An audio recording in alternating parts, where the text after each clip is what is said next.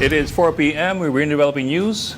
And the stories behind the headlines. This is StoryCon. I'm Regina Lay. I'm Ed Lingao. Some stories are watching this Monday, April 6. No reprieve for motorists post-Holy Week as another round of fuel price hikes kicks in starting tomorrow, April 7. Diesel is projected to increase by 17 to 19 pesos and gasoline by 3 to 5 pesos per liter.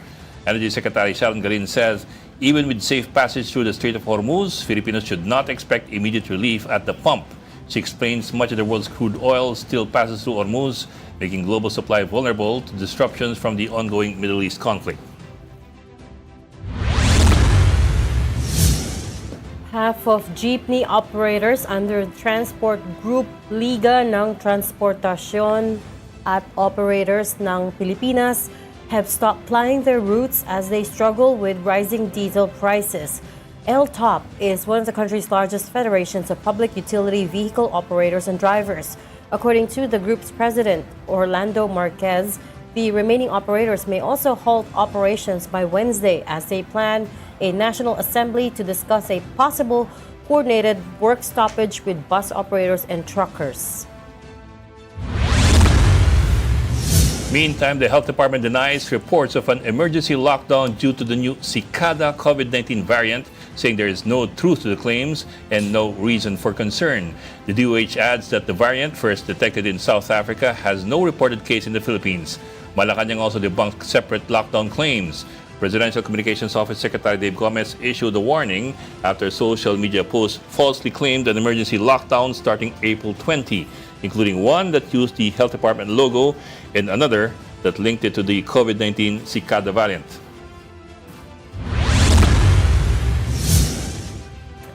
The Ombudsman is getting ready to file plunder charges against former House Speaker Martin Romualdez and former Senate President Francis Cheese Escudero. Ombudsman Boying Remulla said this and that the case involves alleged irregularities in flood control projects and includes alleged conspiracy. The complaint may be filed as early as May. Both Romualdez and Escudero have previously denied any involvement in the flood control scandal.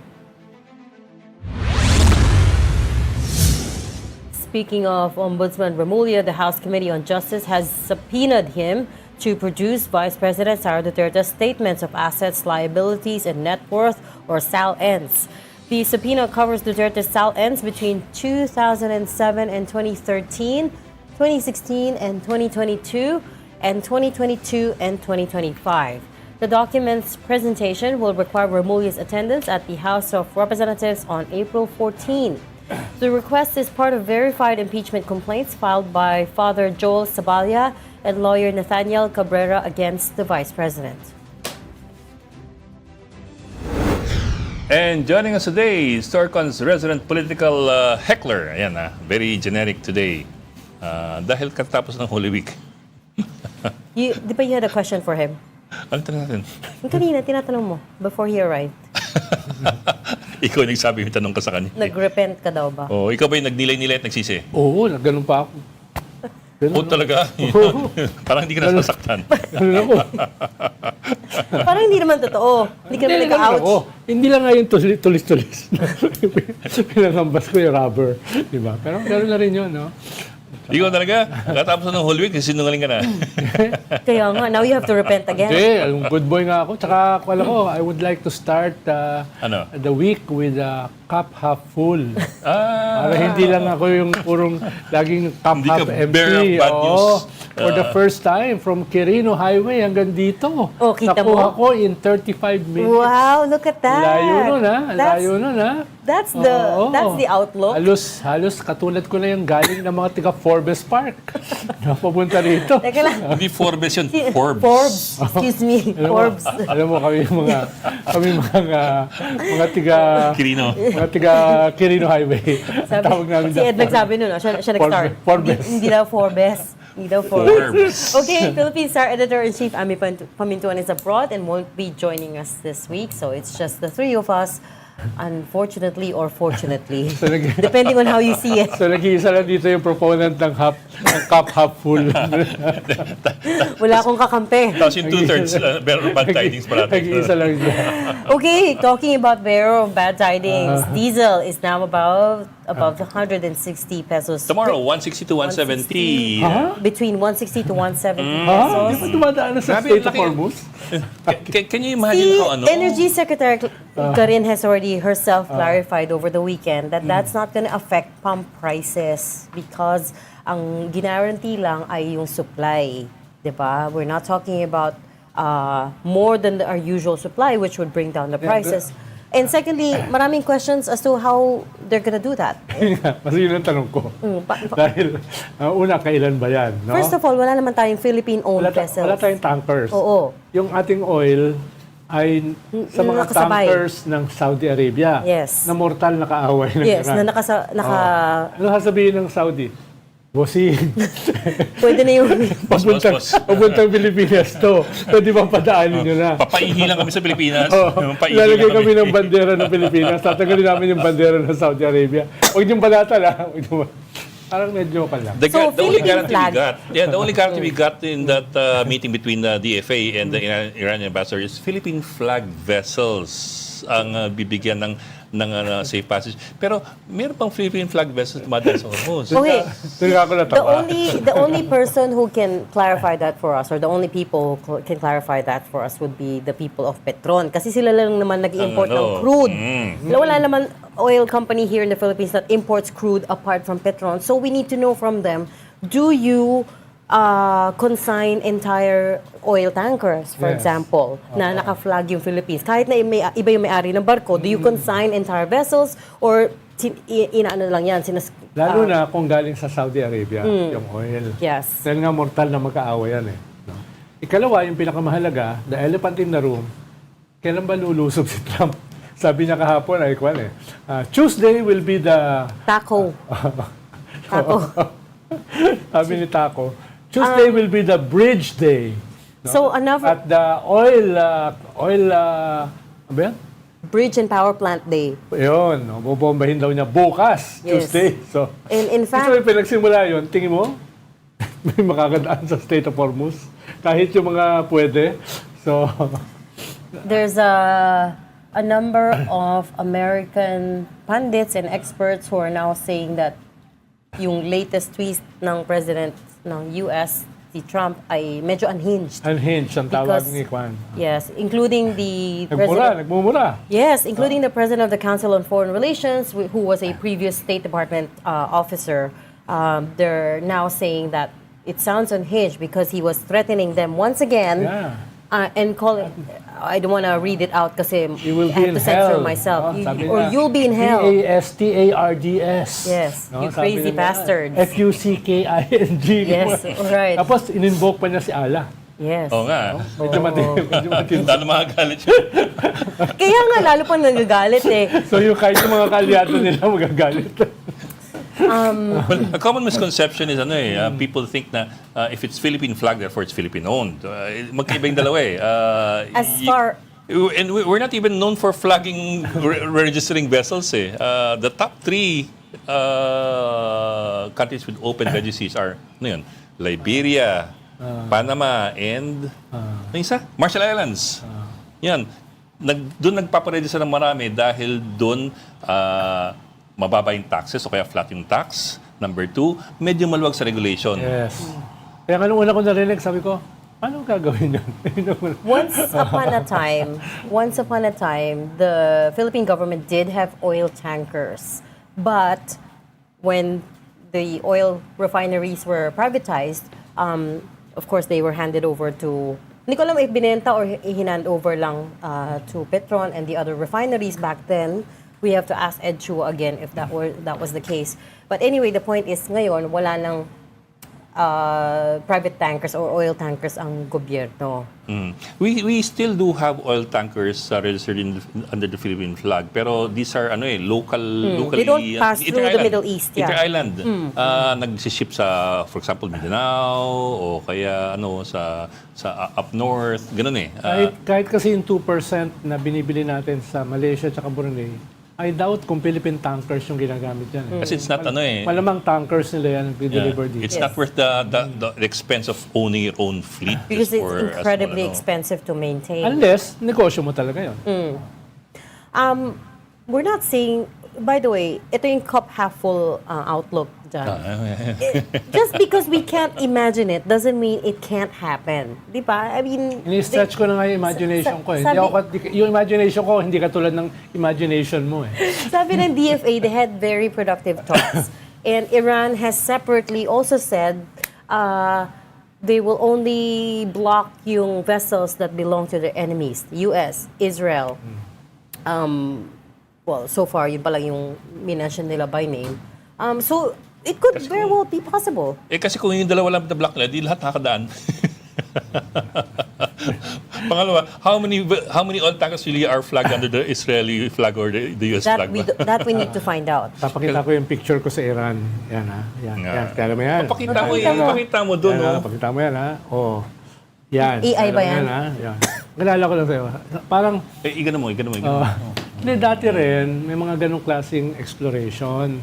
Pero yung Pilipinas, dapat nga tayong bibili nung nung Bandar Abbas, yung pinakamalaking port sa buong Middle East. No? Bibilin dapat natin dyan. Nung nanalo si Trump, Thanks to Ricky Razon. nung nanalo si Trump, natigil yon. No? Ibig sabihin, yung mga usap-usapan na yan, ang daming mga variables dyan. Yes. Hindi yan, kumbaga, nakausap mo lang, okay na kayo, di ba? But that's also what I meant. Yes, maraming variables, but they could very well have a workable solution in mind. Siyempre, yung ambassador ng Iran dito, gusto niyang goody-goody Hindi, tayo, di ba? nakausap ng DFA secretary is the Iranian foreign minister mismo from who's sitting in Tehran, si Abbas Araghchi. Siya mismo yung nakausap niya, not just the ambassador. So the ambassador was the first step. The second step was the Iranian foreign minister who said nga, because the Philippines can be classified a non-hostile country, which we're not. I mean, we really are not. We don't find anyone. Wala naman tayong capacity to be hostile. Exactly. Ang dami Iranians pupunta rito nag-aaral That's true. Ang dami. Sana yung foreign minister na yun hindi ma-assassinate, no? Ng US again. Dahil papalit yung leadership. Inuubos no?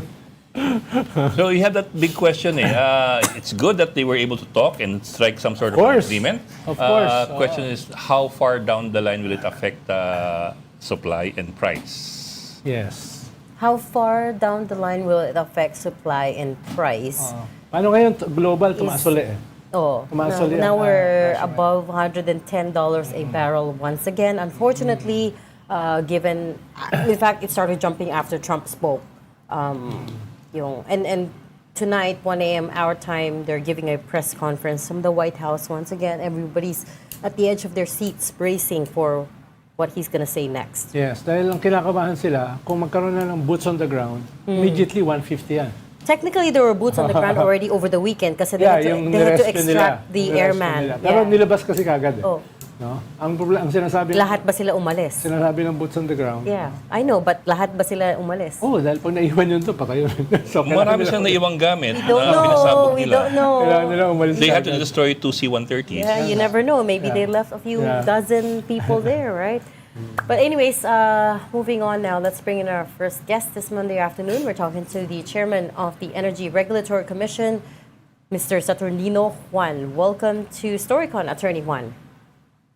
Yes, magandang hapon. Magandang hapon po. sa inyong Baka, lahat dyan. tama. Baka kayo yung pwede magbigay ng linaw dito sa pinag-uusapan namin dito na mga ignorante. No? First off, Attorney, maybe you could give us an update on the plan to suspend the WESM, the wholesale electricity spot market. Last we heard is it was just a proposal and you were still going to talk to industry stakeholders. Nangyari na po ba yon and where are we at? Yes po, nagpalabas tayo ng order right after na lumabas din yung declaration of national energy emergency ng Pangulo. And the following day kasi nagkaroon ng recommendation ang Department of Energy na isuspend ang wholesale electricity spot market, which the ERC decided to do. And for that purpose, the ERC decided na yung existing na administered price kasi, if it will be implemented, it will not reflect kung ano yung talagang costs ng mga generators natin. So the ERC, together with its issuance of the order of suspension, the ERC decided to come out with a modified administered price mechanism and subjected it to public consultation. And as committed, the ERC on April 1 has already finalized yung modified admin price niya and has issued the corresponding resolution. The question that's on people's minds is, will this bring down electricity rates significantly? Ang concern kasi is not really on that alone, yung bringing down of electricity rates, but ensuring na yung market prices natin will not be as high as when there would be really a shortage, na kung saan if the generators will just be submitting their offers, and if the prices in WESM will depend on these price offers, we can see na mas mataas ang mangyayaring ang lalabas na mga presyo in WESM.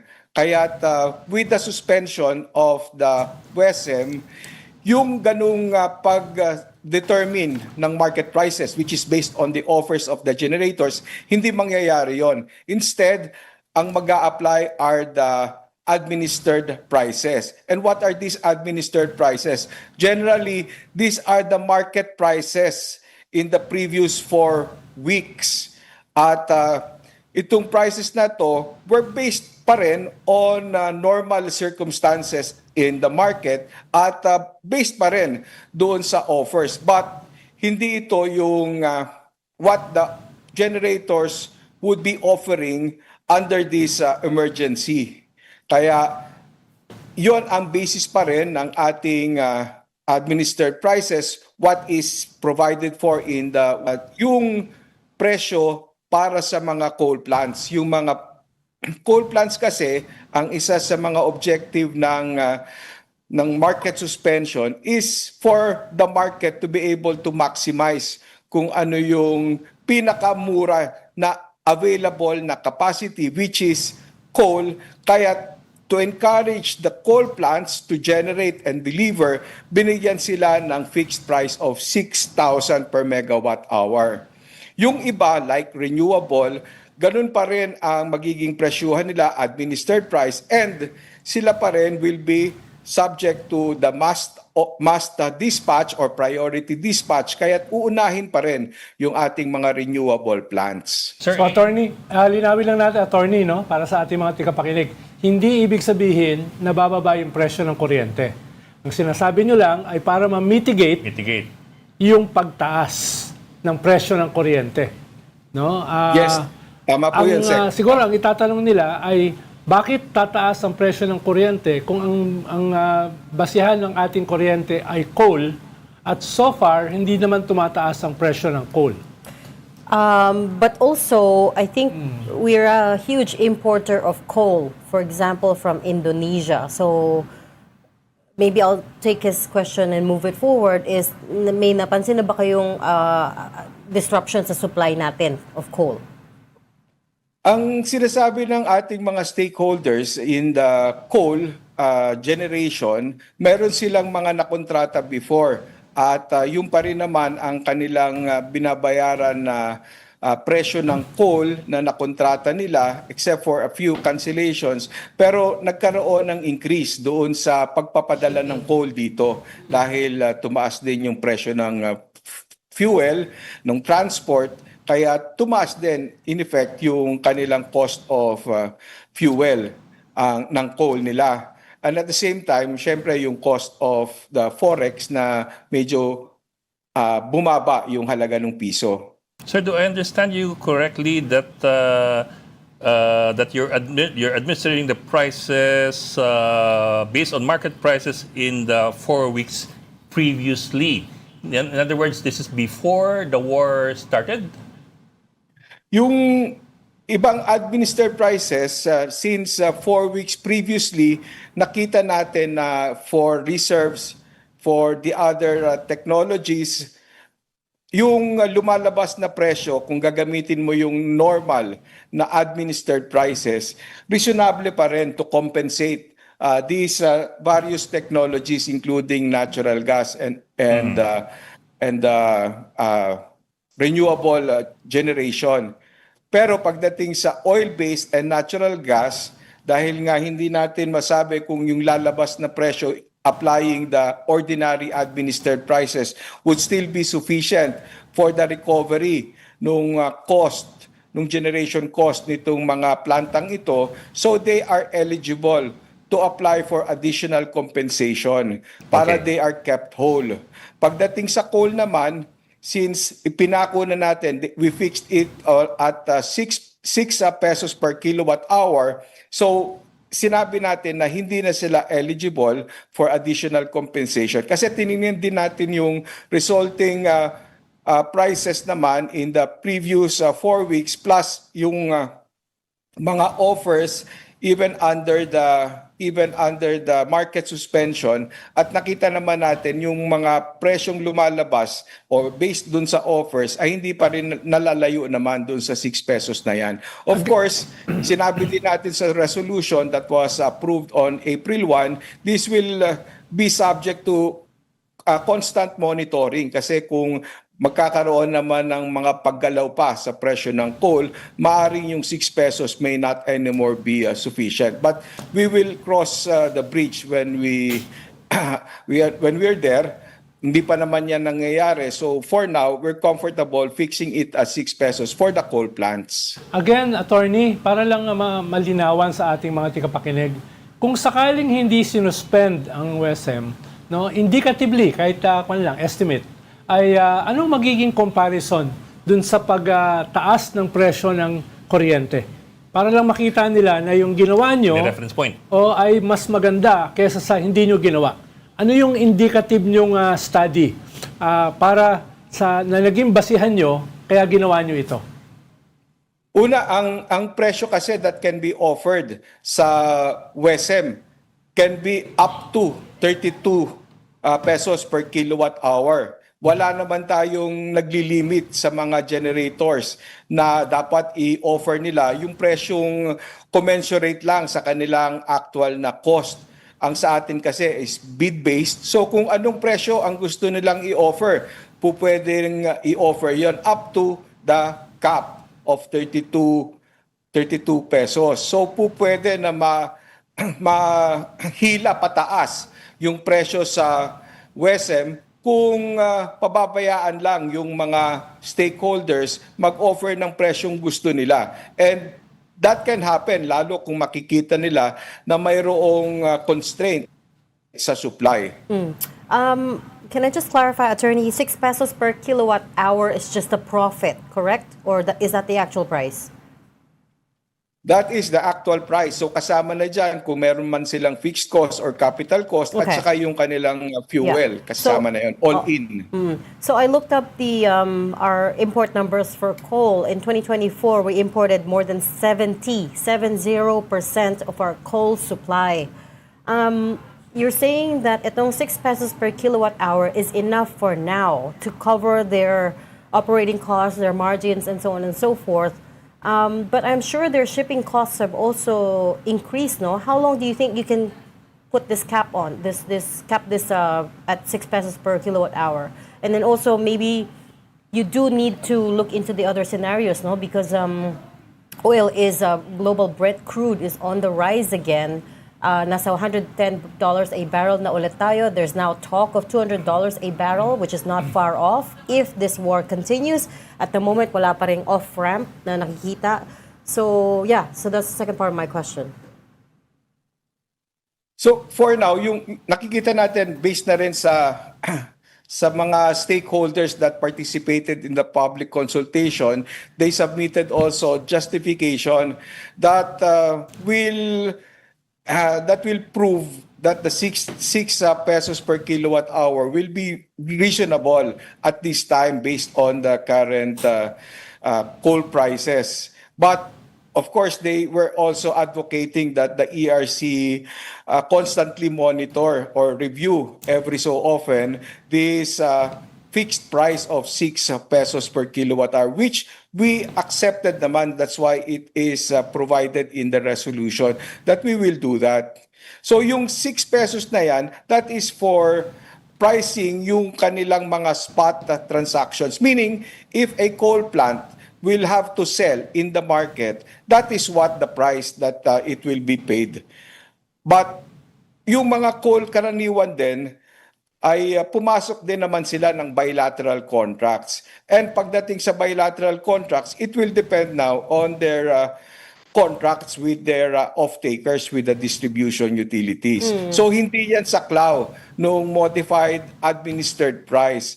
Yung mga bilateral contracts will be respected. So hindi siya maapektuhan ng pricing that we have set under this market suspension. We spoke to former ERC Chair Mona Dimalanta a few weeks ago, and she said nga that there were bilateral contracts that will not be affected by this WESM spot price suspension. Hindi ba karamihan naka-bilateral contract na, sir? I mean, how much impact will we really have by capping it at 6 pesos per kilowatt hour? May makikita pa rin natin yung impact niyan kasi meron din naman mga capacities even under contract, yung mga ibang off-takers nitong bilateral contracts, they would not nominate the contract. But if these coal plants will be asked to run under the special operating guidelines that is in effect now that we are under suspension, kailangan pa rin silang magpatakbo, but they will be considered as selling in the WESM if yung kanilang kabilateral will not nominate yung quantities na yan under their contract.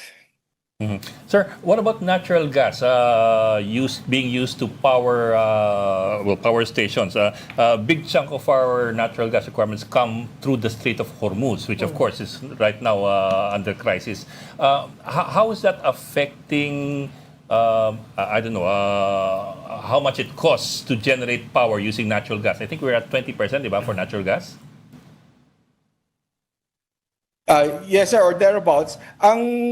Ang objective din nitong market suspension is for us to be able to prioritize and maximize yung dispatch ng mga coal before matawag yung mga natural gas. Kasi relatively nga, mas mahal yung natural gas na generation kaysa doon sa coal.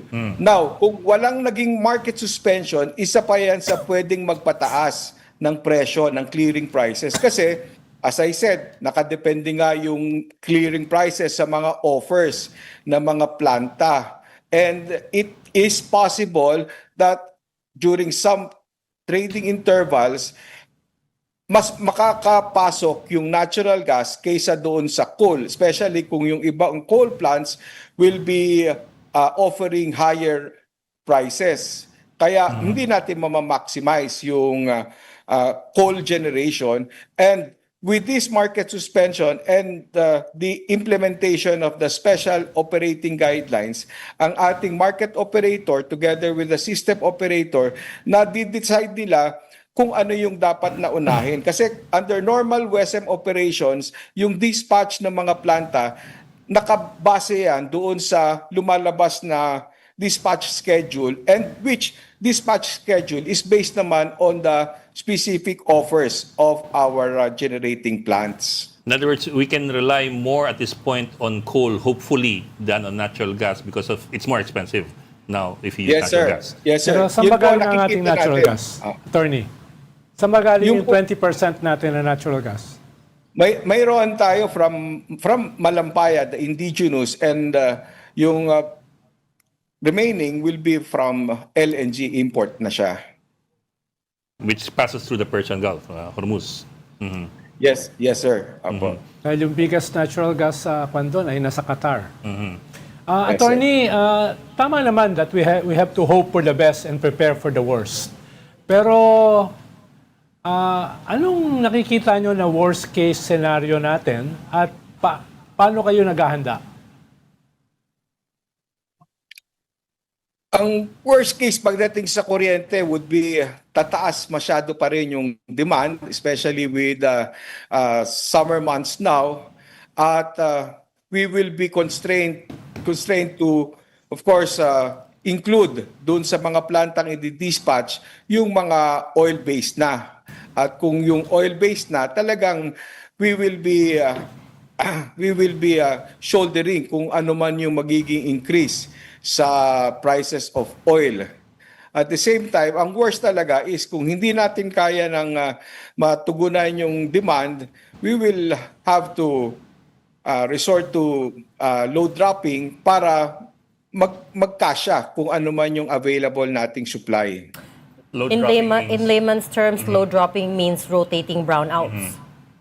Yes po. Or i-activate din yung mga programa like yung interruptible load para yung iba naman na mayroon pang kakayahan to self-generate using their own generating facilities, pwede pa silang makapag-generate para hindi na makadagdag doon sa demand na tutugunan ng system supply natin.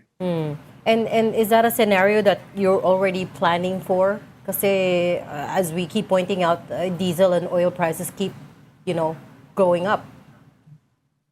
Opo, in place naman yung mga programa tulad nung sa interruptible load. Pagdating naman doon sa ginagawa pa rin nating paghahanda, lahat ng mga pwede namin na madesisyonan ng mga pending sa amin tulad ng mga may solar plant na naitayo na at pwede na siyang mag-operate pero naghihintay lang ng COC o ng lisensya from ERC. Itong mga ito ay ina-action na namin yung COC para makapag-operate na right away yung mga solar plants na yan and other plants na pwede pang makatakbo. Are there a lot of these solar plants that are just waiting for the COC, sir? Meron kaming isang inaksyonan, and then for the off-grid, merong PSA or Power Supply Agreement for involving a power plant, solar, na still to be built, but given that advanced na rin yung kanyang permitting, baka makahabol pa kung sakali mang masimula na yung construction. So lahat ng pwedeng available capacities, especially yung renewable na pwede nang magamit, at kung ang barrier na lang is yung regulatory approval, so minamadali namin yung action namin sa mga ito. Sir, let me just back up a bit. In layman's terms, I'm sorry, but I have to ask in very layman's terms and in very real terms. Kasi we were talking about demand a while ago, and the summer months coming in, and of course, prices of oil and natural gas going up.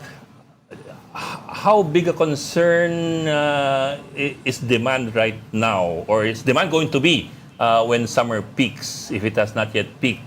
How big a problem would that be, and how big a concern should we look at the possibility of rotating brownouts?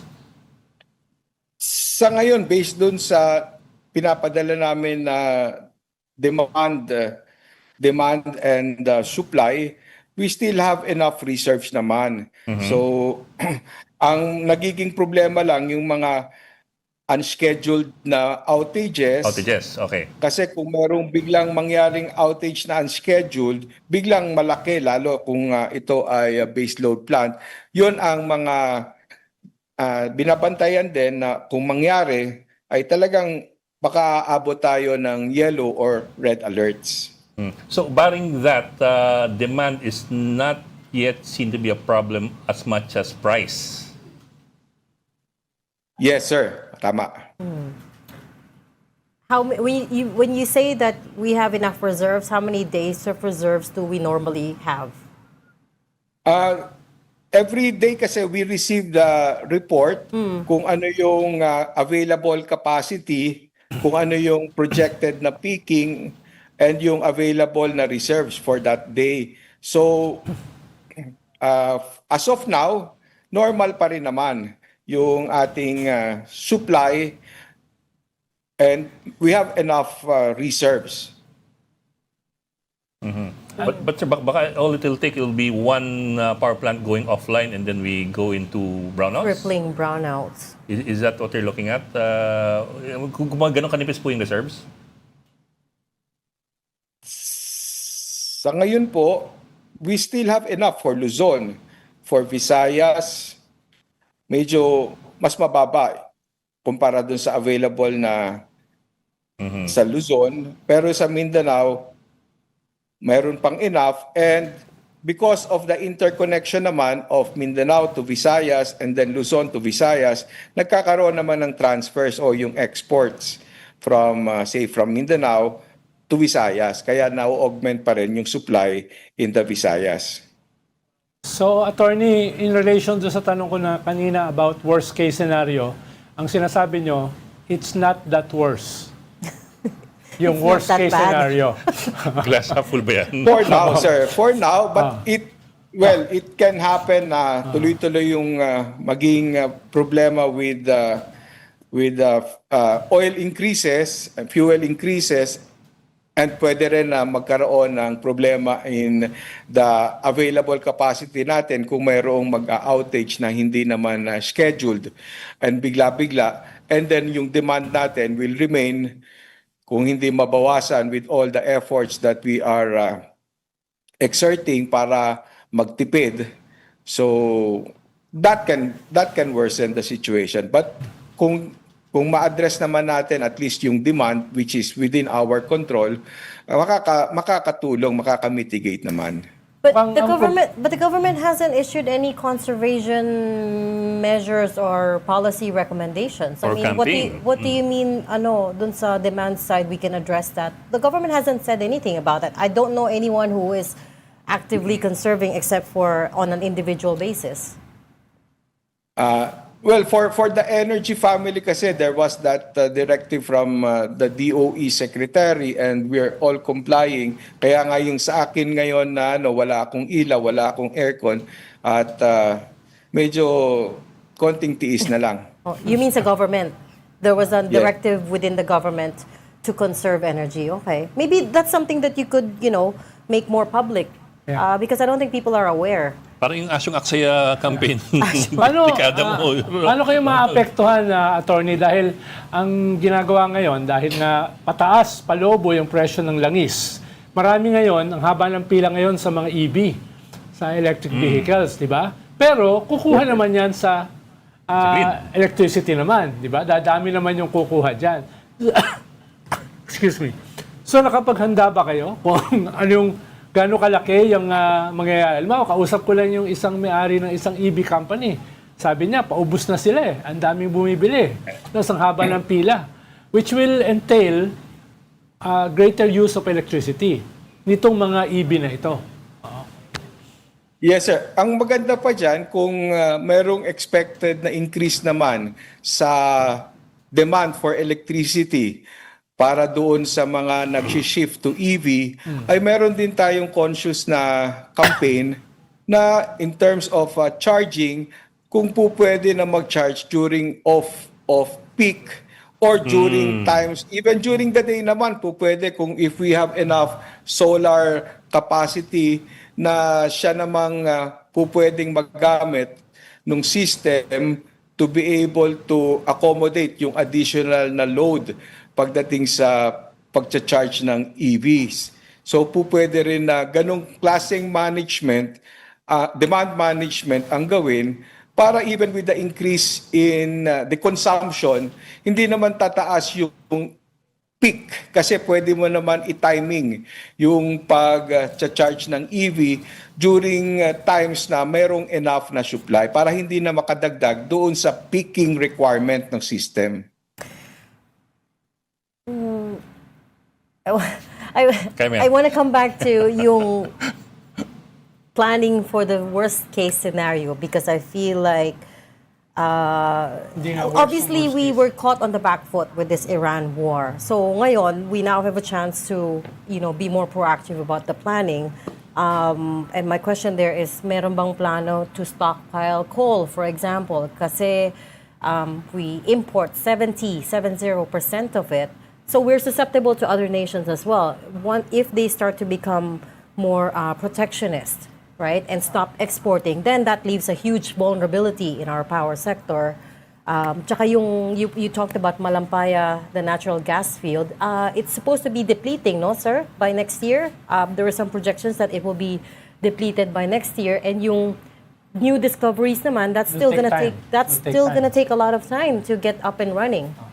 Mas ang concern namin, attorney, kasi dahil by all indications, yung ating sitwasyon will get worse before it gets better. Yeah.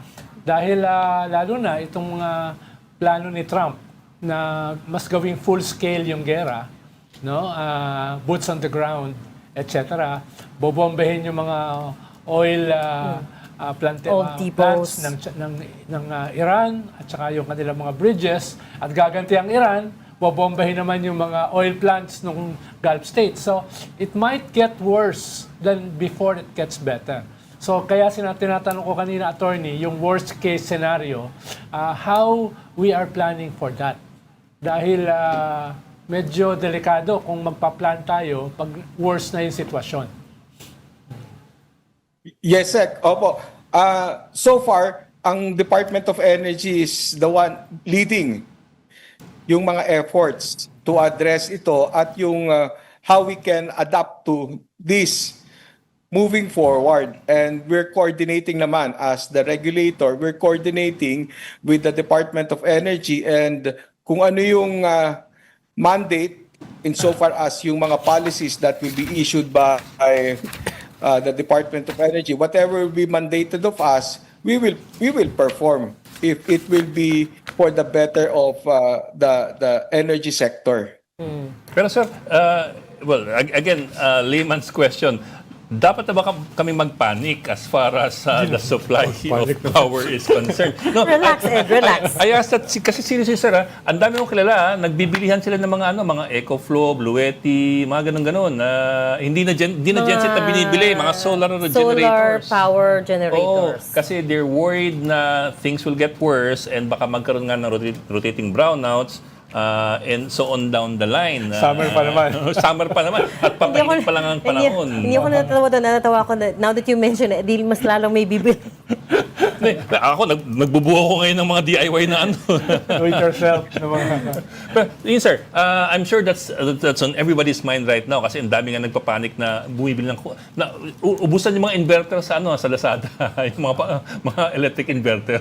Ubusan sila ngayon sa mga solar panels. Maganda rin naman po na may aksyon na ganyan. In fact, ako nga, aaminin ko, nakikipag-ugnayan ako ngayon with a solar company para makapagpalagay na rin Sa ako sa bahay. bubong ko. Kasi nga, makakatulong din kasi ito mabawasan yung demand na kakailanganing supplyan ng ating mga conventional power plants at nung iba pang mga power plants na nakakonekta sa ating grid at sa mga distribution utilities natin. Kung meron ka kasing mapuproduce na kuryente at magagamit mo, bukod doon sa kabawasan sa iyong electricity bill, Pero may benta. ay meron kang supply. Meron kang supply na nakasisiguro ka na mayroon dyan. And kung may extra pa, makaka-export ka pa, makakadagdag ka pa sa pwedeng magamit na supply nung nung utility mo. Kaya yung net metering pinopromote din talaga aggressively ng gobyerno, ng ating Department of Energy. In fact, yung last na kautusan is mas pa-clean pa yung proseso ng pag-a-apply ng net metering nang sa ganon ay mas marami pang ma-encourage. And of course, you have to fast-track the process for renewables. Siguro kung mamaya ibulong nyo na lang sa amin kung sino yung nilapitan nyo na solar company. Hindi naman But siguro, anyways- hindi naman siguro yan yung company ni Congressman Lubiste, no? But I hope you will take some of our feedback and questions on board kasi we're already battling an oil price shock. It will be a very, very bad situation if the power supply is also affected, diba? So I hope you could, you and your team could take that on board as far as the planning is concerned. But we'll end the conversation there. Thanks so much for joining Salamat, us on Attorney. StoryCon today. Salamat po, sirs, Salamat. ma'am. ERC Apo. Chair Attorney Saturnino. Ibulong na lang, attorney. Mamaya. Yeah. Apo. Power plant ang inaano niya, hindi solar sa bahay. Hindi, meron siya solar sa bahay. He's talking to Sinabi somebody. niya kanina. Hindi, si binanggit mo kanina, Congressman. You cannot be named. I think meron din solar installation, di ba? Talaga? I'm not sure. I have to check. Okay. Akala ko power plant ang inaano niya. We have to go on a quick break. You're watching StoryCon on One News. Please stay with us. We'll be right back. This is the Story Conference Group or the StoryCon Group.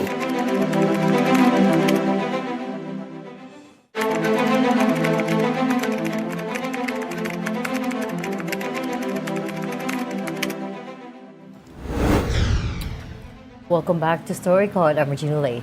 Why are you so subdued bigla? Subdued? Yeah, during the gap, you were all... That's off Okay. the record. Okay. Off the record. I never naman revealed what you said. I just hope that the Facebook wasn't on. Okay, I'm Ed Lingao, and of course with us, Raul Llamas, the international man of mystery. Wala, local na lang ako. Wala, mahirap na bumiyahe ngayon. International. Mahal ang ano, ha? Mahal. Sobrang mahal ngayon, ha? Sobra. But let's try to recap what he told us in layman's terms. Sige, There is no... sige, good luck. Ikaw mag-recap. Ikaw mag Sige nga, papakita Kaya ko nga. sinusubukan ko nga kaninang i-laymanize Sige nga, papakita ko nga. Oh. Wala tayong problema sa demand. Oh, yeah. Just to quote him, this is not coming from me, according sa ERC, wala pong problema sa demand basta walang bumagsak o magkaaberya. Supply. Walang problema sa supply. Basta walang bumagsak o magkaaberya na power plant. Which often happens. Which something that always happens during the summer. Kasi hindi napapahinga yung mga plato tsaka sobrang init. Now, as far as demand, he says that's one thing we can control. And within the government daw, naglabas na ng directive for all the agencies to conserve energy. Wala nga siya aircon sa ilaw. Wala na siyang aircon and ilaw himself. But my point there is sana, that can also be disseminated to the wider public. Right? Because at the moment, people are going about their days. Although mas konti na yung traffic. Diba? Force majeure. Sige, anong i-disseminate? Anong i-disseminate sa public? Di ba sinabi ko na nung isang araw, the International Energy Agency has already put out an official list of conservation measures for oil. Kasi hindi lang naman tayo yung affected. Most countries are also affected.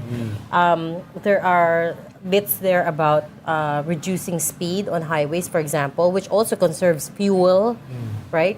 You can go to the website of the IEA, no, not International Atomic Agency, but the IEA, International Energy Agency. The broader point being is the messaging needs to be more proactive. Hindi ba? Don't wait till we are at Pero kung galing sa atin, may levels. makikinig ba? Dapat galing sa gobyerno, di ba? Okay lang, that's what I said. That's what I said. Okay, so ganun daw ang supply. Ang price daw, tell me if I got this right, ang price ayon sa kanya, sa coal dapat hindi gagalaw masyado yung if you look at coal-based power power rates. Pero may mga if doon eh. Diba? May mga if. Kung sakaling may karagdagan, it's because of natural gas and oil-based energy. Or yung pagdala ng coal papunta transportation. rito, no? Yeah. Dahil So- gagamit ka ng langis para dalhin yan dito. So they're hoping that dun sa market mabigyan ng priority sa pagbebenta, sa pagbibid yung Although, coal-generated power. merong malaki rin variable tungkol dyan. Halimbawa, most of our coal galing sa Indonesia. Diba? Ang Indonesia ay magkakaroon din ng shortage sa oil. In which case, they become protectionist, they stop Yes. exporting. So, Yun. yun yung point ko sa kanya. Hindi yun napag-usapan kanina. Well, I mentioned it na baka it might come to a point na they might become more protectionist. Of course, they have to take care of their own people first. Saka hindi totally separated ang price ng coal sa oil. Medyo indexed din kasi yan. So, hindi mo pwedeng sabihin na, uy, ang tataas lang ay oil, hindi Oo, tataas exactly. ang coal. No? Exactly. Those two are interlinked sa global market. Ang talagang index is oil and natural gas kasi they both come through the Strait of Hormuz.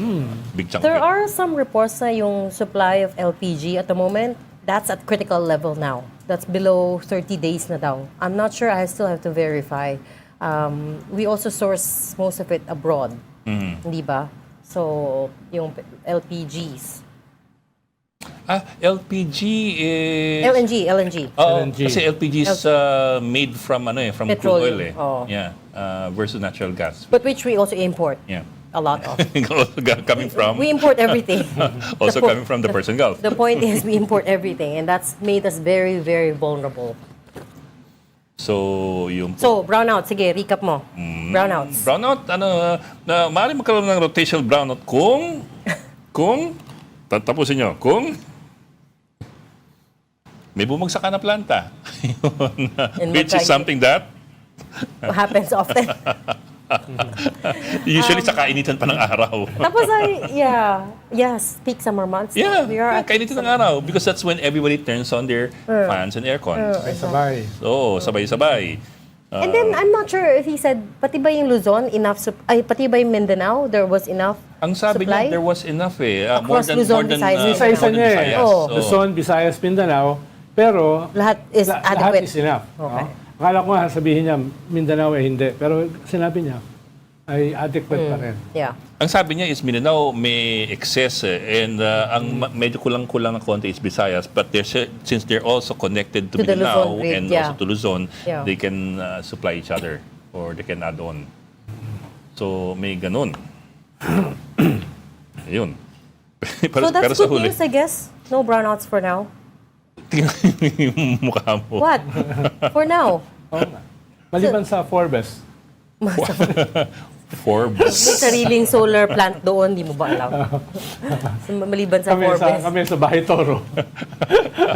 Saka sa Barangay Talipapa. Medyo iba yung concerns namin doon. Sorry But tama siya, we should all harness solar energy, solar power. We're Ano nga papa-assemble lang ako. Oo Kaya nga di. Kami ni Mogs, Bili mo yung pyesa. kami ni Mogs, nagpapabili na sa kanya ng pyesa. Alam mo yung nabuo ko, kaya niyang patakbo ng refrigerator for Kailangan. mga 12 hours. Yan, mahalaga yun dahil masisira yung Oo, pagkain. pagkain eh. Lalo na para kay Mogs. Oh, tsaka pag sobrang init, buksan mo yung refrigerator. Pasok mo ulo mo. Oo, di ba? Tapos bilad mo lang sa araw yan, yung... Di ba? Mahalaga naman sa mga tao, mas mahalaga pa sa refrigerator yung para sa cellphone. pag-charge. Pag-charge, Yung no? pag-charge, madali na yun. You don't even need an inverter for that. Pwede ka mag-diretso from solar panel to, usually may USB outlet yung solar panels eh. Yung mga gadgets, no? Pero yung mga laptops kasi kailangan mo ng inverter na nun. 1980. Ano? 19 pesos 80 cents ang dagdag bukas ng Shell on diesel. Thank you very much. 1980. Diesel? That's not the year I was born, but that's the increase. Malaki yun. That's the increase. That's Ang laki-laki. 20 pesos, no? Oh my Is goodness. that the biggest? One of the largest for sure. Kaya hindi Before- ko imagine mga namamasada ngayon kung paano sila gaano eh. Diba? Kaya nga tumigil na yung ibang Oo. transport groups. Yung mga kasama sa LTOP, for example. They've stopped operations kasi it doesn't make sense anymore. Magandang model nga yung, yung service contracting, kahit pa paano, di ba? It's better. Sa Manila. Ang It's better. problema, kung nag-work work from home ka, tapos hindi naman yun approved ng iyong company, wala kang sahod. Diba? But why would they not approve it, hindi ba? I mean, if they could save on electricity costs. Kaya nga, Pero work from home yung namamasada? Ano sa'yo? Hindi, yung mga empleyado. Oh. Paano wala pang ganong klase sa government pa lang eh.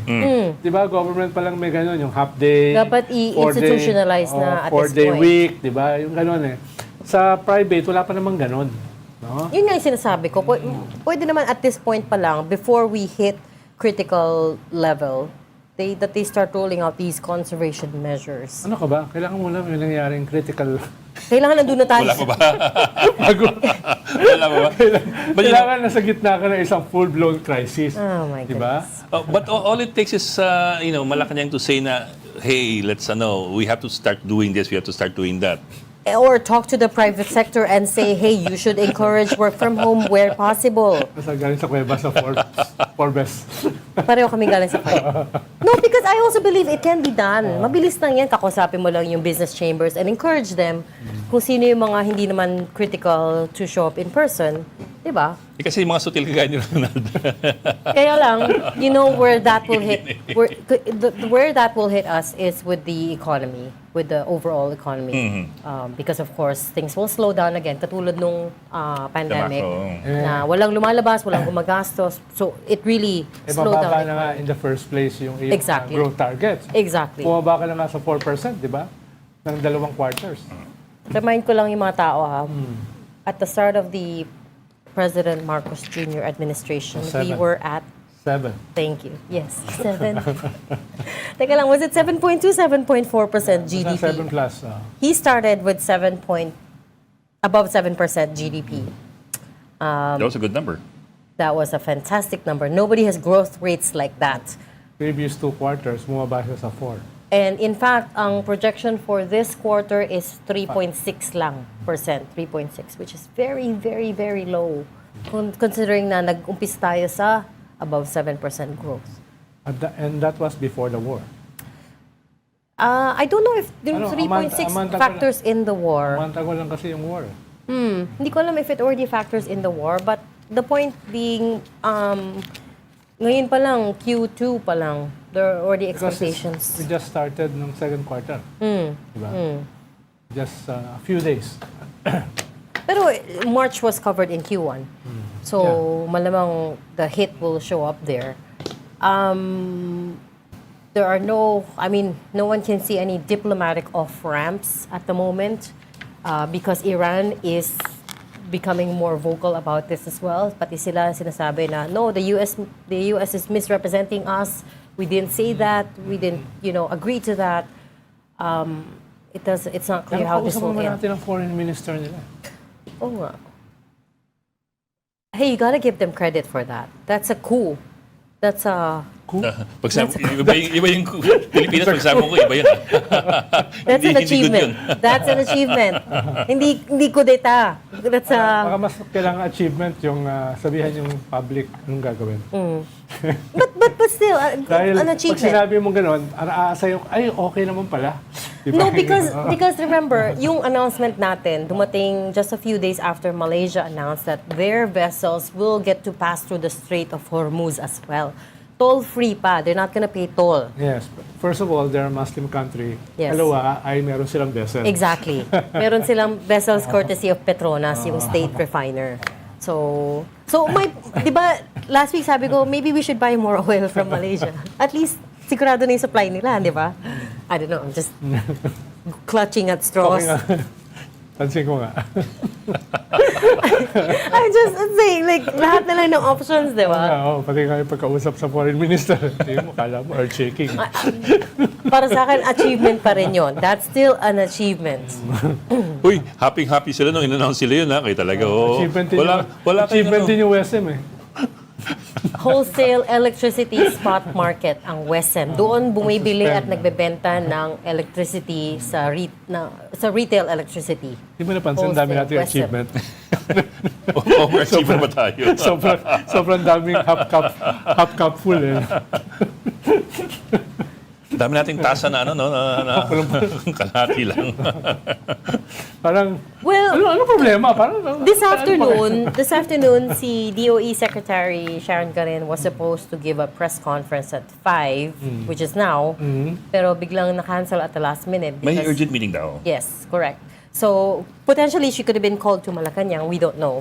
But we were gonna answer all of this sana, yung Oh, baka tanongin siya kung yung kanyang tasa ba ay half full o half empty. paano kaya dadaan yung Philippine flag vessels and on whose vessels Pero- will we hitch? saka in fairness, Philippine flag vessel ba dun sa area? in fairness sa Philippine flag cargo. Philippine flag in cargo. fairness kay Secretary Walang Philippine Garin, flag cargo eh. Hindi, yung oil cargo. Baka naman, they will Philippine flag stick. vessel, hindi mo na pinaflag ang cargo eh. Baka naman, hindi, yung cargo na nandun. Baka naman may mga stickers dyan. Ano? Philippines. Parang balikbayan box, di ba? saka in fairness kay Secretary Garin, siya yung nagbawas to sa iyong cup half full dito sa diplomatic coup na sinasabi mo. Siya Bakit? nagsabi na, teka, huwag kayo masyadong umasa Yes. na wala pa She- epekto she- yan. she made a ganun-ganon. very Etc. practical, Medyo sober. mahaba pa yan, no? Ganun-ganon, etc. Kasi yun naman talaga yung tanong, right? Will this Kaya nga, help? hindi ko pa siya tatawaging diplomatic coup. Oh, Ronald, pag sinasabi mo cook, kinakabahan ako eh. Kaya pwede bang gumamit ka ibang kataga? Diplomatic win. Diplomatic win. Ibang kataga naman, ha? Kasi siyempre sa atin. masama experience ko dito kay Ronald pag nagsasabi ng coup eh. Wala akong ginalaman. Ito siya may sabi, diplomatic coup. Sabi ko, ang dami pa. Hindi, iba naman yung coup d'etat sa coup. Natotrouble ako pag ito nagsasabi ng coup eh. Dami ko, hindi ka naman nahuli nun, nakalabas ka naman. Ha? I know that story. But, Ikaw kasi, pupunta-punta ka, sinabihan lang kita. kalimutan ko tuloy what I was gonna say. Sabi ko lang, maraming moving parts pa yan eh. No? Dahil nga, may vessel ba tayo? Yung kausap ba natin na mortal na kaway ng Iran ay papayagan ba na dumaan, di ba? Yung ganun ba? Tapos magkakaroon ba ng full-scale war in the next few days? You know what? I'm gonna give them the benefit of the doubt. Si Trump? Hindi. Si ano? Kala ko si Trump. Our officials, DFA and DOE, because Talagang hindi pa nakapasok ng gobyerno ito. Kaya ang bilis magbigay ng benefit ito. Kung nakapasok sa gobyerno ito, You will give them the doubt, not the benefit. you of little faith. Ano yung problema pag hindi ka pa nakapasok sa Hindi. gobyerno? You know where I draw my optimism from is that our neighboring countries, katulad nga ng Malaysia, are already securing their supply. So it's not far from us. That's Malaysia eh. Apples and oranges yun. No, we buy from Malaysia too. Hindi lang nga ganun karami. So when we talk about diversifying energy sources, well, there you go. There's a neighbor. We're ASEAN chair, aren't we? Yeah, why would they So, sell to us if they need to? Yeah, we stock up on buy their own? 1% of our They oil. have more than enough. We buy less than 1% of our oil from Malaysia. Kaya nga, you could increase that, hindi ba? Is my point. Not during a crisis. Now marami silang supply. Not They during- also refine and Hindi export. sila maraming supply. Marami silang supply. Oh, sila they maraming have tankers supply. that will cross the straits Oo, toll-free. Pero Yeah. sila mismo na kailangan eh. Parang China. They need all the oil they can. But China's a vast, a much more bigger country than Malaysia. Tawagan mo si Ibrahim. Saan mo tawagan mo nga? Mag-aaway na naman kami. Kami na lang kayo. Last time nakita kami, nag-aaway pa kami. Ay, sakto! Seryoso pala siya. Sakto, Abril. Abril yung nakita kami last year. Oh. Sa Kuala Lumpur. Wala kami nag-away. Kala kasi ni Red, yung mga tambay lang dyan sa baba kausap natin. Sinong tambay? What are you talking about? Hindi alam, mga kausap Iba naman kinakausap sa baba eh. Kausap natin si Secretary Masagos, si But- Tarman, si Lee Hsien Loong, no? Kala niyo, yung mga tambay lang dyan, sila Manny Mugato lang ang kausap natin. Boy, speaking of Singapore, they already activated their crisis committee, their crisis ministerial committee, which is a very strong signal. Pero wala pa that- tayong crisis eh. So, masyado na nauuna. Meron pa tayong emergency. Which is a very strong signal that they think this is going to be protracted. At At hindi na kumpara tayo... sa atin, mas closer sila sa Malaysia. Oo. Pero in spite of that, nag-crisis Sila, situation sila. nagre-refine din sila. Nag-export din sila. In fact, we buy a lot of our oil from Singapore. Yung finished products, yung refined na. We Hey, teka, buy a lot of pass it. natin ang ating sunod na guest. Joining us this afternoon is Pasang Mas President Obet Martin. Sir, magandang hapon and thank you for joining us, Ka-Obet. Sir Ed, magandang hapon po at sa One News, sa mga naikinig po sa atin, magandang hapon po. Ganda nga po po. Hindi ko na alam hapon, kung maganda Ka-Obet. talaga yung hapon para sa inyo kasi bukas tataas naman ng presyo, malaki-laki, 20 itataas pesos. bukas. 20 pesos. Sir Ed, talaga ko bukas yun, papangit ang araw natin bukas lahat. Even kayo po mga pribadong car owner. Oo. Kapag ka talagang napakapigat Ka-Obet, po ng ilan pa presyo ng ba abutin bang natin. porsyento ang pumapasada sa inyong Oh. network? Dahil dito sa ganitong Doon po sa klaseng amin ay sitwasyon. nasa 40% na lang po yung aming ibang grupo at nagpapalam mo sa akin. Kanya nga, sabi ko nga, dahil hindi lang din kumikita at hindi papasada lahat, magkakasabong-sabong pa, mawawalan pare-pareho. So, ang ginagawa po namin ngayon, Sir Ed at mga kaibigan, yung pong maigising ruta namin, gaya ng Delmar Road, we have 35 units, ginawa na lang ho namin 15 ang bumibiyahe, mag-alternate lang para kumita lang po. At matuguran din po yung pangailangan ng mga paseros natin dahil ayaw po na walang masasakyan ng ating mananakay. So marami akong ginawang ganyan sa Maynila. Talagang Sir Ed, gumagawa na lang po kami ng diskarte na kumita kahit paano. Kung bibiyahe pa ho lahat sa isang ruta, wala akong kikitain lang. Magkakaroon lang ho ng problema yung mga driver ko. Kanya diskarte na po namin yung hinahati na namin ng pagbiyahe. At kahit paano kumikita ang ating mga driver at mga nasiservisyong mabuti ang mananakay. Ano bang worst case scenario nyo, Ka-Obet? Dahil kanina pinag-uusapan namin with ERC yung worst case scenario. Hindi kayo nakasama dun sa welga ng piston, di ba? More than a week Hindi ago? po. Oo. Hindi po. Anong inaasahan nyo na worst case situation natin? Ito ho kasi yung sitwasyon natin ngayon. Sapagkat ito hindi na po problema ng ating bansa. Ito po ay pandaigdigang problema na ang lahat ng bansa ay talagang nahihirapan. Kung pahihirapan po natin ang ating kapwa mga Pilipino sa ganitong sistema, ano ang mangyayari sa atin? Ang ipinaliliwanag ko lang po, yan po yung karapatan ng ibang grupo. Pero sinasabi ko, dapat maunawaan natin yung problema nating mga dinaranas sa ngayon. Ito yung pandaigdigang problema. Tayo magsama-sama magtulungan. Yakapin ang problema at bigyan ng solusyon. Hindi ho para bigyan pa ng problema. Ang time ng crisis na ngayon, magkakaroon pa tayo ng problema. Yan ang aming pinag-uusapan na aking mga kasabihan. Sir, yung 40% na sinasabi niyo po na Hindi na pumapasada. 40% na lang yung pumapasada or 40% ang hindi pumapasada? 40% po ang tumigil sa pagpapasada. Okay. 60% tumibiyahe. Okay, mga ilan po yun? Mga ilang units, ilang jeepneys yun? Marami po yan. In National Capital Region, palagay ko, libo na po yung tumitigil. At hindi ko lang po malampas sa ibang ruta. Dahil nga po ang in the National Capital Region, ang alam po mga tumatakbo yun, nasa 35,000. Palagay ko po, baka mga nasa 15,000 lang ang tumatakbo niyan o 12. At yung iba naman gumagawa na lang po ng sariling diskarte para lamang po kumita kahit paano. Pero yan sir na 40%, yan ay ngayon. Hindi pa yung bukas na tataas ng halos 20 pesos ang diesel. Tama po yan. Anong tansya niyo yan bukas o kinabukasan? Mga ilang porsyento na lang kayo. Hindi ko ma-imagine paano kayo nagpapatakbo ng jeep. Yun nga po ang nagiging problema namin. Ngayon, gusto ko lang pong una maibalita sa inyong One News, Ed and Sir, pasensya na po, na katatapos lang po na aming pagpupulong kay Chairman Vigor Mendoza ng LTFRB. At magkakaroon po ng net service contracting itong buwan ito. Hindi lang mabanggit yung date, pero before the 20th, maaaring lumabas na po yan, malaking tulong na rin po sa amin yan. Ay, kasundo na po yan. Go na po yan. Igogo na po ito. Hindi ko lang po mapangunahan ng pagdideklar ng ating chairman ng LTFRB. Ito ay na rin sa utos ng Pangulo at ng kalihim ng ating transportasyon. Basta bago mag-20, mag-uumpisa na po ang net service contracting. At ako may umaasa pa rin po. Sir Ed, una ang inyong news, sa istasyon nyo, ayoko humakot, pero baka ang ating Pangulo naman magkaroon na ng pagbigyan ng po yung aming kahilingang yung aming inihiling na pairing increase maipatupad na rin po.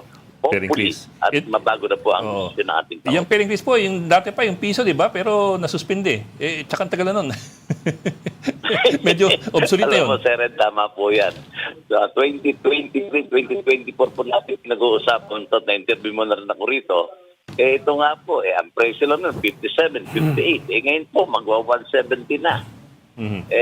Nakita naman po ninyo siguro yung katatagan ng ating mga kasapihan, kasamaan sana po na talagang kahit paano kumita, yung makapaglingkod, andyan pa rin po sapagkat nauunawaan po namin. Ulitin po, ito po'y pandaigdigang problema, hindi lamang po ng problema ng bansang Pilipinas. Sir, balik lang service contracting kasi mahalaga yan eh. So, napagkasunod po ninyo, magsisimula kailan po ito? Service contracting. Tsaka ito po ba sa grupo lamang niyo o lahat ng lahat ng mga No, GP? sa lahat po. Lahat na? Lahat ng po. PUB? In the PUJ? National Capital Region, Sir Ed and Sir, no? Kahit non-consolidated, individual operator, kasama po rito, wala pong maiiwan. Ayan po ang bill ng Pangulo, bill ng Kalinan sa Natutasyon ng Giovanni Lopez, at ito po ipinatutupad ng ating LTFRB Chairman Tony Vigor Bintanza under the study. Pero baka bago mag-abente, ayoko pangunahan sila. Bago mag-abente ng Abril? Opo. Itong boneto. Para po malinaw, ang service contracting, para sa mga kababayan natin nakikinig, ang service contracting, kumbaga, ang pamahalaan, siya yung mag-sesweldo. Siya po yung mag-operate. Opo. Para Tama po. tuloy ang pasada ng mga jeep, pero ang papasweldo yung gobyerno. So parang yung ginawa sa Maynila. Pero maniningil pa rin po kami ng kahit paano, andun po yung net service contracting po ito. Hindi po ito yung libreng sakay. Net, Kaya ano po kayo bahagi? makatutulong po Sige po. naman. Paliwanag po. Ito po yung net contracting. service contracting. Maniningil din po kami sa ating mga mananakay kahit nakukunti yan dahil nga meron naman ng pang-ayun ng bibigay ang pamahalaan para matuloy lang po yung pagsiservisyo at makatutulong pong malaking bagay din sa amin po. Ano naman ho ibibigay sa inyo ng At sa ating gobyerno? mananakay. Ano naman ho ibibigay sa inyo ng gobyerno? Babayaran po yung aming pagsiservisyo. Magmo-monitor po ang LTFRB ng ganun biyahe at babayaran po kami doon sa nabiyahe namin na konsumong oras at trip. May napag-usapan ho ba kung magkano? Tsaka ito ba NCR lamang kasi nabanggit ko kanina NCR. Nationwide po ito. Yun po na pag-usapan namin. At opo, kanya sabi ko nga una po ang inyong istasyon sa balita ito. Fresh na fresh po ito. At katatapos ng aming meeting at inaayos na po ng ating chairman, Atty. Vigor Mendoza, board member Greg po at Engineer Gani, ang mga kung paano i-implemento at maituloy na po ito para makatulong po sa anin ng transportasyon. Magkano po yung iaambag sa inyo ng gobyerno? Napag-usapan ho ba yun? Kasi for example, sa Maynila, magkano ba? Magkano sa Manila? Ang binibigay Hindi po. Ang 5,000? kabuuan po ata rito, ayoko nga mag-preempt, pero nasa 10 million po ata ito. 10 million po yung... Mamalit po yung 10 million sa ano, ha? 800 million pala. I'm sorry. Budget. 800 million to 1 billion po itong pinag-uusapan. 800 million to 1 billion budget ng gobyerno ilalaan para sa net service contracting nationwide. Yes, sir. Yes, sir. Sir, si Reg po ito, may napag-usapan ba how long this program will go on for? Or para sa May lang, para sa April lang po siya? Para ang pagkakaunawa ko ito, buwan ng April, makatapos ang buwan ng April, baka masustain yung buwan na yan, ng April. At doon nga po sa pag-uusap namin, hopefully, na ang Pangulo yung makumbinsi ko na kung maibababa pa na po ang kanyang pagkakasuspinde, baka itong buwan din ito, ibaba na rin po yung pagdedesisyon ng Pangulo yung aming faring fees. So, hindi pa napag-usapan na baka masama yung May. Kasi po, if you started ng before, let's say, April 20 or just before April 20, tapos hanggang end of the month lang yung programa, kukunting lang araw lang yun.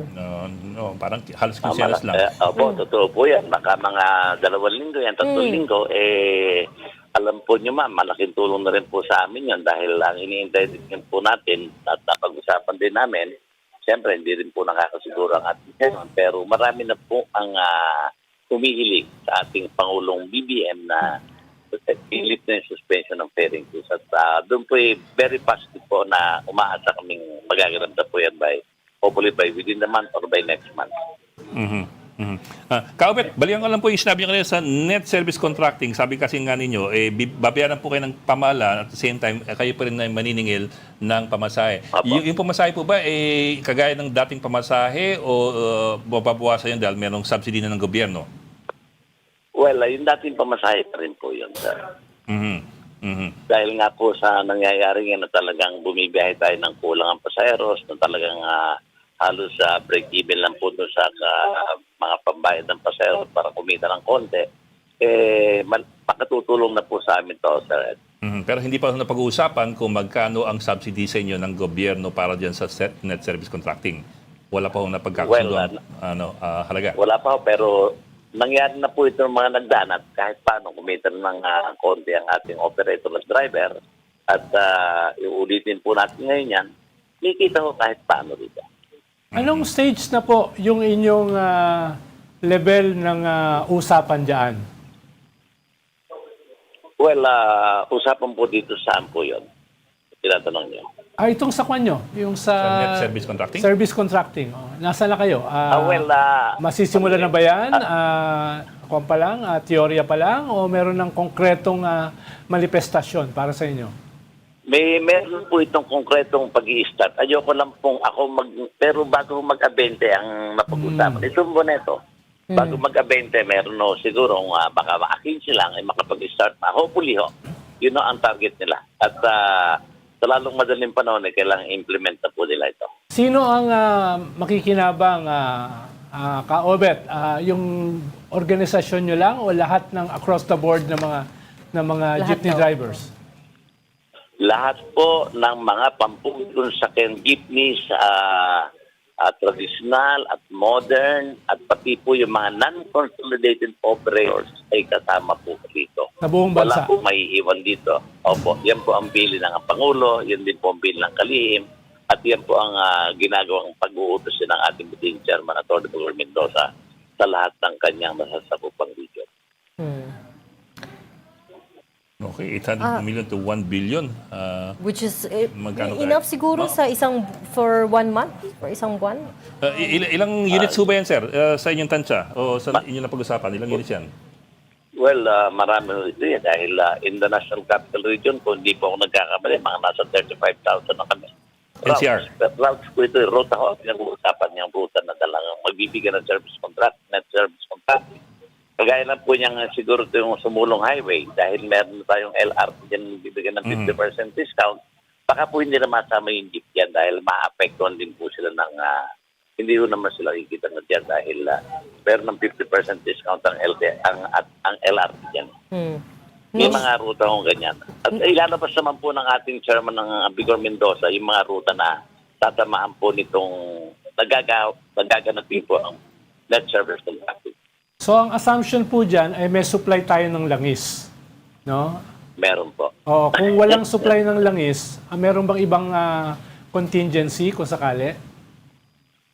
Hindi po kami maabot sa punto na yun. Pero ayon naman po sa ating DOE at nababalita naman po yan, meron tayong supply ng langis para magamit pa natin sa kasalukuyan.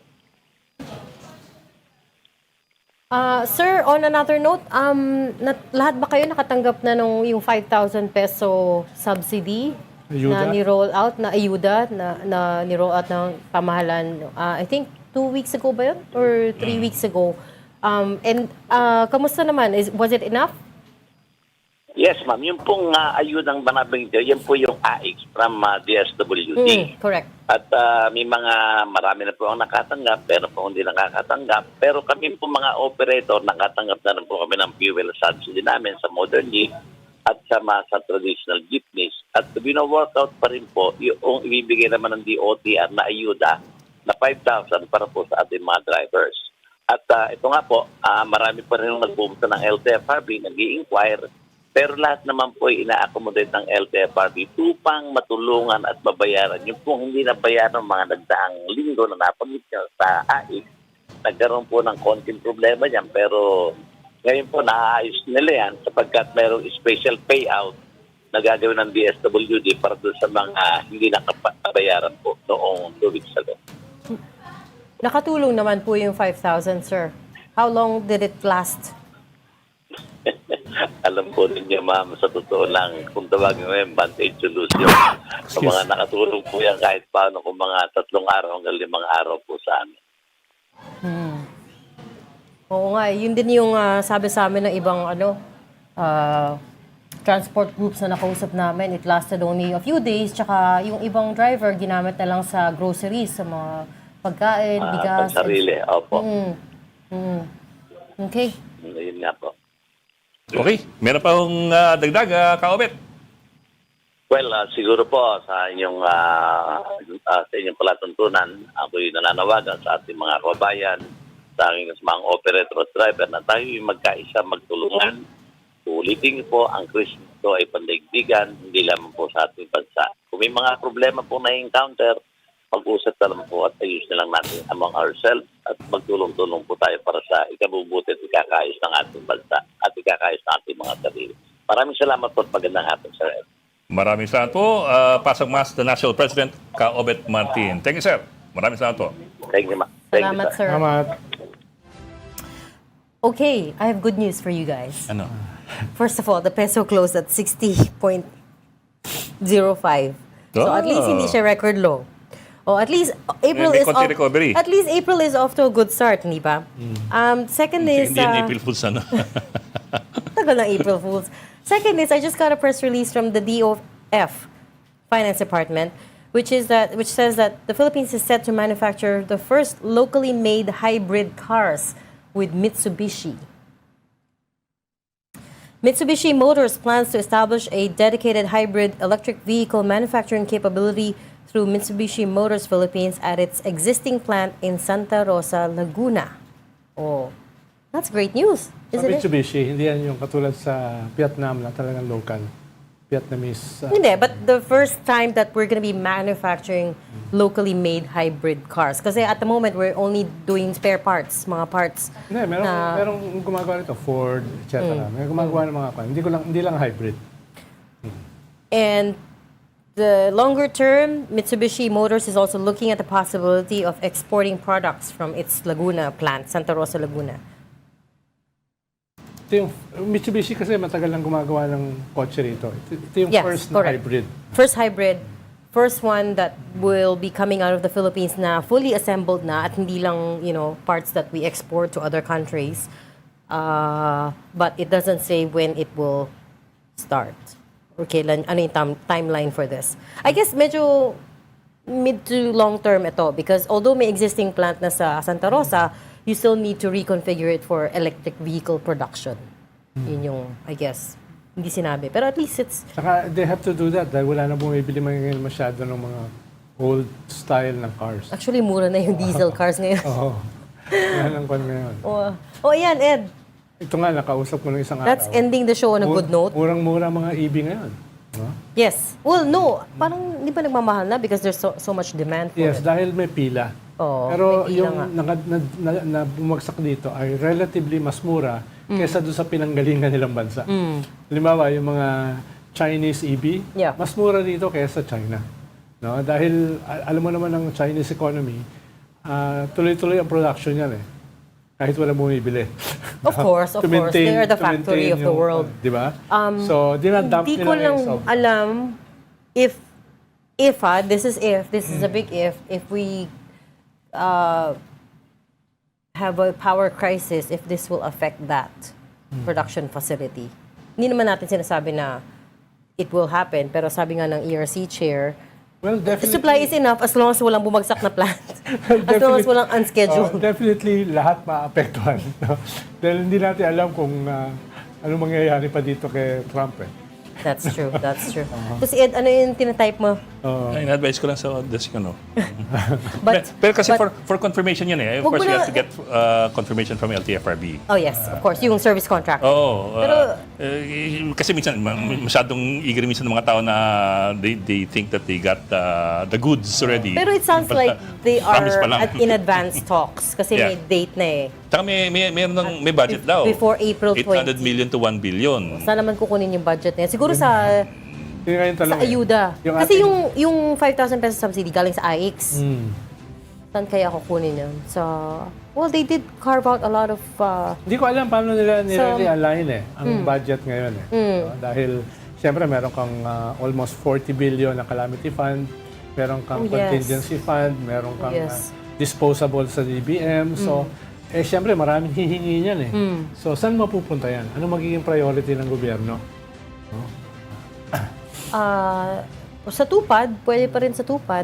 Nandyan, I think they allocated billions for Tupad din this year, di ba? Tsaka yung MyFIP. Pero yung MyFIP hindi mo pwedeng galawin kasi sa ano yan health expenses. Pero yung iba, medical katulad yung expenses. may sariling mga charter na GOCC, ginagawa na nila motu Oh, proprio yes, on their that's own true. dahil they have trillions eh. That's So, true, halimbawa, that's naglabas na ng package of health yung GSIS para sa mga membro nila. Alam ko, in the next 2 to 3 days, maglalabas din ng SSS. Oh, buti naman. Ang Very good. PhilHealth ay naghahanda Tsaka rin. So, payment moratorium or no? kasama yon. Payment moratorium at saka mga loans. No? Very good. Na yung interest payment ay suspended muna until after ng crisis. Kita mo, it is possible to end the show on a good note. O hindi ba? Kaya nga, di ba? Actually, First- yun yung attempt kong gawin with superhuman effort. First, eto Ed, ikaw naman, hindi ka naman nakikinig Ed. First, locally made hybrid cars to be manufactured in the Philippines. Binubulong mo na naman. Lakas mo ng konti para yung microphone ko ang kuha. Okay, ang gulo nyo. I'm gonna Bubulong sa akin, pero I'm gonna end the show microphone now. 3 minutes pa tayo eh. Mamadali ka. Kasi nga, I wanted to end on a high. May ads tayo eh. Kayo talaga. Ano nga yung ending on a high, which is we're gonna open our first EV plant. Well, through Mitsubishi. By Mitsubishi. Yes. I mean, locally manufactured. Locally manufactured hybrid vehicles. Huwag mo na kontrahin. Hindi, positive note yung sabi ng ARC, walang disruption sa demand tsaka supply. As long as walang buwag. Also, is there a difference between locally manufactured and locally assembled? Yes. Here, di ba assembly lang tayo ngayon? So now you're gonna manufacture even all the parts that are required. Pati siguro yung computer panels. We're already part of the semiconductor chip supply chain. So I guess dudugtong nila yun. I don't know. But anyway, it's good news. The devil is in the details. Half full. Ano ba naman? Hindi, lahat naman pwede Sumaya ka half full, naman. half empty. Depende kung anong percent. 10% bang half full, 90% na half empty. And- Hindi naman yung sinabing half empty, half full, 50-50 ang ibig sabihin. And more Hindi naman ganun yun eh. importantly, how do you spell full? Alam mo, Jesus has risen. Okay? You have to have hope. Yun lang masasabi ko. Basta hindi lahat masasagip. may mga Thank you. pupunta na impyerno. That cannot be the last word. Pinapaalis na tayo. Ngayon talaga hindi ka nakakalata. May Hope may springs eternal. may kumukontra. Okay. Si Direk nagagalit sa akin. Baka ikat tayo. Thank you for joining StoryCon today. Ronald Llamas, a resident political pessimist. Join us again tomorrow, 4 p.m. for StoryCon. I'm Regina Lay. I'm Ed Lingao, kapatid. We are one news, all sides, all the time. Ang gugulo din nyo. Hindi, kung nakapasok to ng gobyerno, mas pessimist ito. Hindi pa kasi nakapasok eh. Galing kasi Singapore. Hoy, mag-end ka na. So, end the show. Teka, tayo ba airing pa? I think we're still airing. This is the Story Conference Group or the StoryCon Group.